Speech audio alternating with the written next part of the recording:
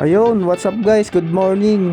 So ngayon ay meron tayong long ride. So nakita nyo na guys sa intro kung saan tayo pupunta. Pupunta tayo ngayon ng Lucban, Quezon sa kamay ni Jesus. So mahaba-habang padyakan to guys. Morning, boss. Time check, mag-aalas 7 na ng umaga guys. Medyo tinanghali na tayo ng alis ng bahay dahil nag-ayos pa tayo ng mga gamit na dadalhin natin. Dito na pala tayo ngayon sa kahabaan ng Kalawan, Laguna. So malapit na tayo sa may Victoria. So bali ang ruta pala natin is dito tayo dadaan sa may Pagsanhan, Laguna. So first time kong dadaan dyan guys, papuntang Lucban, Quezon. Dadaan tayo ng Cabinte, bayan ng Louisiana, and then Lucban, Quezon. Sana hindi tayo magkaaberya sa biyahe natin guys. So dito na tayo sa Pila, Laguna. Touchdown. So nanggaling tayo ng Calamba papuntang Lucban, Quezon. Bali around 70 plus kilometers ang papadyakin natin guys. Welcome ulit sa Santa Cruz, Laguna. Siya pala guys, meron ding ruta dito sa may Kalawan. Diretso ka ng Liliw, Laguna. Pero hindi ko alam yung daan dyan guys, kaya dito tayo dadaan sa Pagsanhan, Laguna. So ayun, nandito na ulit tayo sa Pagsanhan, Laguna. Touchdown, Pagsanhan. Dito sa Pagsanhan, Laguna guys is maraming beses na tayong nakapunta rito. 10 times na yata, hindi ko na mabilang. Nung unang punta kasi natin dito guys sa Pagsanhan, Laguna is hindi pa tayo mahilig mag-video noon at mag-picture. So nandito na tayo ngayon sa landmark ng Pagsanhan, Laguna, itong lumang arko. Bali ito yung kilala dito sa Pagsanhan, Laguna, itong lumang arko na yan. Diyan maraming nagpapapicture ng mga motorista na mga dumadayo dito sa Pagsanhan, Laguna. So galing pala dito guys sa Pagsanhan, Laguna hanggang Lucban, Quezon is 30 plus kilometer na lang yung papadyakin natin. Yun nga lang guys is nakita ko sa maps is puro ahon pala dito sa may papuntang Louisiana. So liliko na tayo dito guys sa kanan papuntang Louisiana. Yung sa kaliwa guys is papuntang Mabitak, Laguna yan, Pililla, Rizal. Kaya pala tumigil muna tayo dito sa tulay ng Pagsanhan, Laguna. Ang ganda kasi ng view guys, pinanood natin yung dumadaang bangka.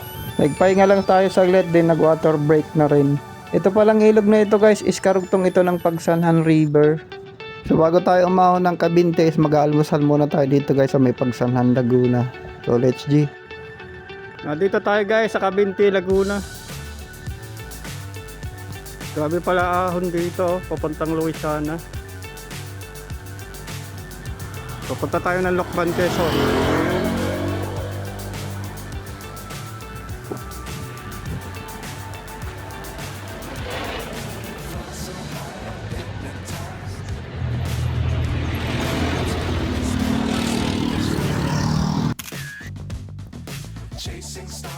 Dito tayo ngayon sa may magandang view. Packet ng Louisiana. Ano, ang ganda ng view. Ito yung kalsada. Papunta yan ng Pagsanhan. Ito papuntang Louisiana, Lucban, Quezon.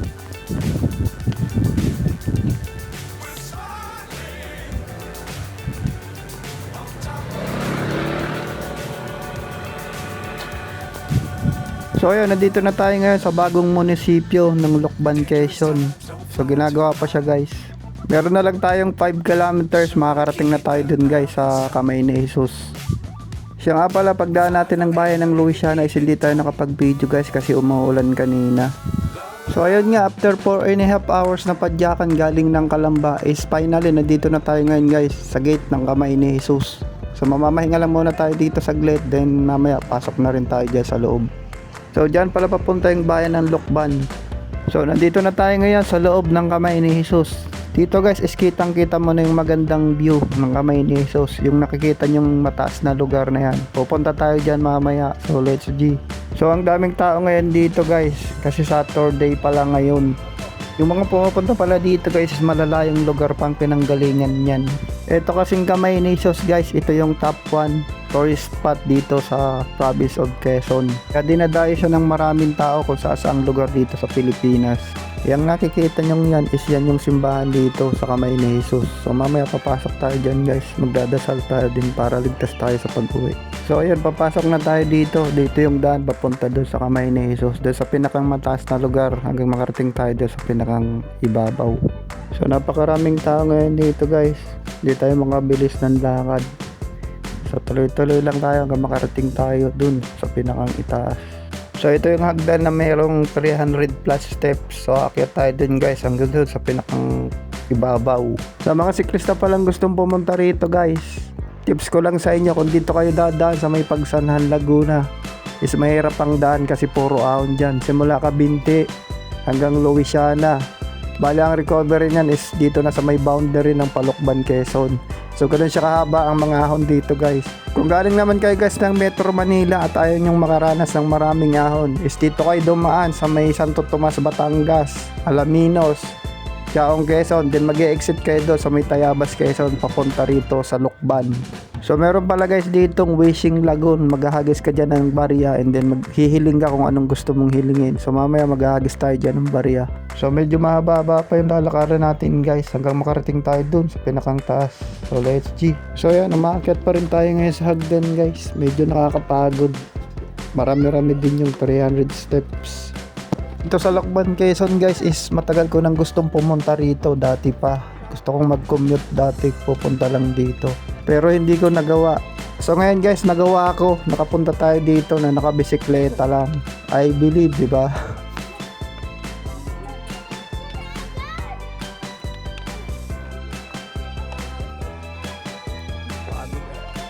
So nandito na tayo ngayon sa kalagitnaan. Ganyan pala yung makikita ng view pag nandito kayo sa taas.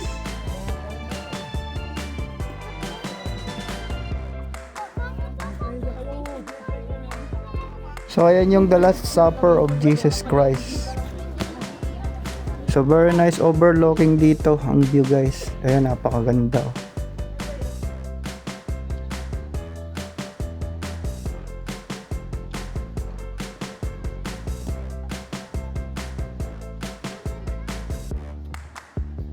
So ituloy-tuloy lang natin guys yung pag-akyat hanggang makarating tayo doon sa pinakang itaas.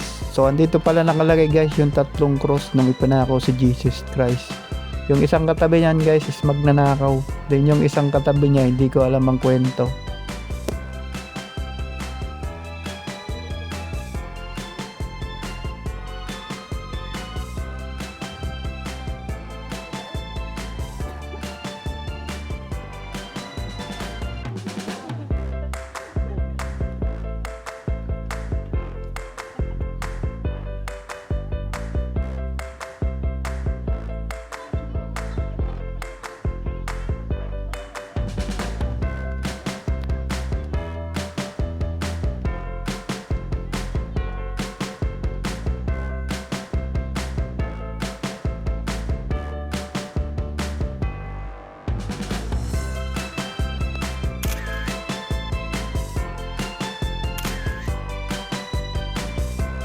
So ayan, finally nandito na tayo guys sa pinakang tuktok ng kamay ni Jesus.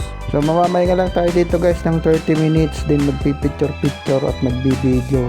Then mamaya uwi na rin tayo dahil pahapon na.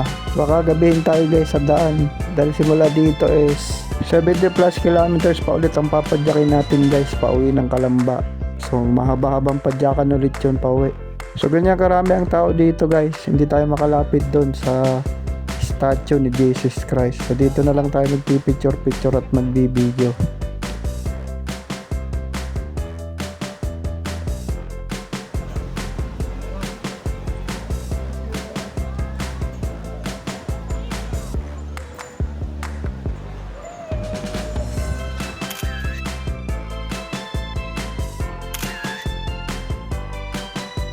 So go home na tayo guys, let's go. Sana hindi na umuulan sa may part ng Louisiana. Dahil kanina guys, pagdaan natin doon is umuulan kaya hindi tayo nakapag-video. Sana dire-diretso natin pa uwi para mabilis. So ayan guys, nandito tayo ngayon sa may Wishing Lagoon. So maghahagis tayo ng barya dyan guys. Check natin kung meron tayong barya dito. So may problema guys, wala pala tayong barya. So hindi tayo makakapag-hagis ng barya dyan. Siguro next time na lang babalik tayo dito sa may kamay ni Jesus. So meron pala ditong paraiso ni Adan guys, ayan no. At meron pala ditong playground ng mga bata. So yung mga bata pumupunta rito guys is naglalaro dyan sa playground na yan. So ang masasabi ko lang guys, for the first time nakarating ako dito sa Kamayni. So is solid dito, napakaganda ng lugar. Hindi kayo magsisisi pag nakarating kayo dito. So next time babalik tayo dito, maglulukban-loop tayo guys. Try natin kung kaya natin ikutin tong buong Lukban, Quezon. At yun, nakabalik na tayo dito sa ibaba. So mamamahinga muna tayo saglit dito. Time check, mag-aalas 2 na pala ng hapon guys. So gogora na tayo pa uwi dahil baka abutin tayo ng gabi. Daan muna tayo dito sa may signage ng Kamayni. So magpipicture-picture lang tayo dito guys. Then magbibideo ng konti. Ang problema natin guys is wala pala tayong magpipicture. So i-magic na lang natin guys. So let's G. So ayun, dito ko na pala tatapusin yung video natin guys. Dahil palubat na yung CP natin. Hanggang sa muli. Thanks for watching. Bye bye.